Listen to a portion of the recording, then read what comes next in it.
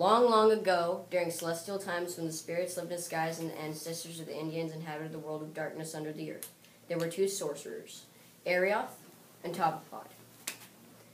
One day, Arioth noticed that the harvest was being depleted. He spoke to Tavapod about the problem and suggested that they lie in wait to ambush the thief.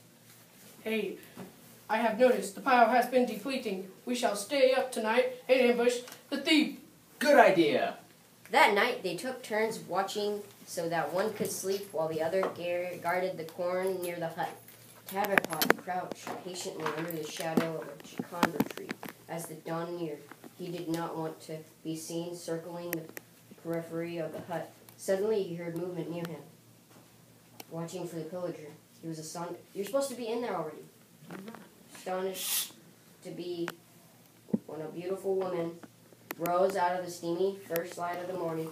She was so striking, Tavapod believed he was seeing perfection for the first time. She calmly moved over the nearest mound of corn, but when she heard Tavapod shifting his weight, she stood still. Tavapod did not move. Since she heard nothing further, she returned to the business of gathering corn and guava. Then as suddenly as she had materialized, she disappeared. Suddenly, after a few moments, Tavapod carefully approached the area where the mysterious woman had been. Nearing the very spot, he discovered an even more remarkable occurrence. Human arms were reaching through the small hole.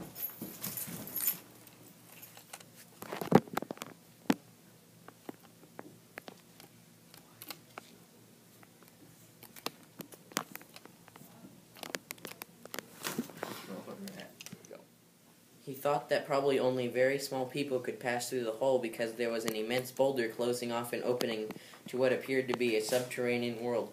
The arms drew back when Tavapod kneeled and tried to enlarge the opening. He dug and dug, but to no avail.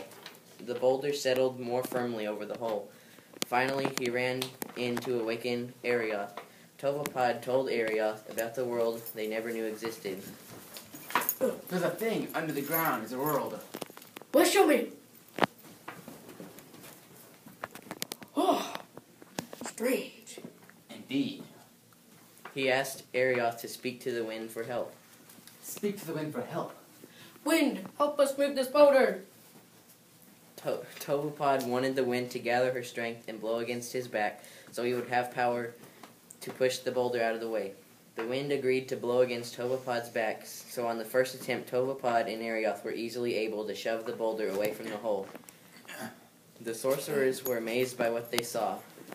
Beneath the earth lived hundreds of people with fingers webbed together like ducks' feet, protruding chins and horns all over the sides and tops of their heads, long noses and sharp teeth. Some were ugly, some had tails, and some looked more like animals than people. Arioth called to the people to hurry out through the opening while Tavapod... Come! Hurry! Get out of there! Tavapod supported the weight of the heavy boulder. The wind remained at Tavapod's back as a silent partner. Time passed and hundreds of people poured out through the crevice. But the commotion mounted as many of them, clutching their possessions, rushed to leave the darkness. Arioth wondered who the people were and how they had survived below the earth. They had been suffering from great hunger for many generations. All that people had available to eat were wretched palm fruits. Then one night, one of them discovered the hole in the earth. The beautiful woman and some of the children were the only ones slender enough to pass through the opening night after night. They would forage for the others, bringing back armloads of cassava, yams, and bananas before the early night light. When they would return below to their hungry friends and families, the people had been deprived for so long that they were now desperate in their eagerness to enter the new world. They pushed each other out of the way as they neared the opening. The whirling slowed them down, which worried Tavapod, for he feared he would lose control of the boulder. The boulder was weighing on him, and the wind would lose her strength eventually.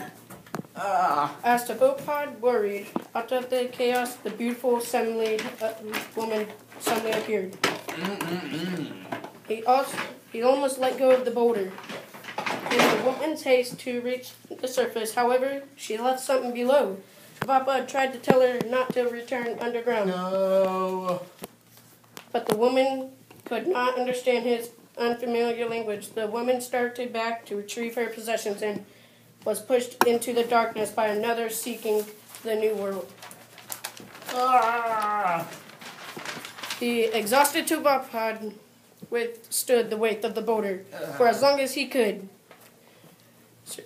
as he searched the faces of the emerging people for the beautiful woman. She was nowhere to be seen. The wind slowed down, and Tovapod could not manage the weight alone. He looked into the hole one last time, but he had no choice. He had to let the boulder slide into place and cover the hole.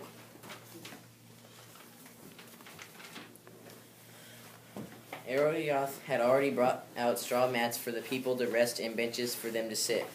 Tovapod's job was to shape the people's teeth, fingers, and toes because they were too sharp, and he did not want them to hurt each other. He cut off their horns and antlers, snipped off their tails, and pared down the area between their webbed fingers and toes so they could move more easily. It was a long and arduous process. Every time the sun was almost setting, Arioth pushed it back up so that it would not get dark. They needed a long day to complete their task. After everyone was fixed, Tovapod taught the people how to sing. First he taught them melody, and then he taught them language. Some people remained in the area near the original clearing, and others wandered far away where there was more space. Tovapod stretched the earth in the woods to make enough room for everyone to fit. As the people moved farther and farther away from each other, they separated into individual tribes and created their own languages and songs. Okay, we got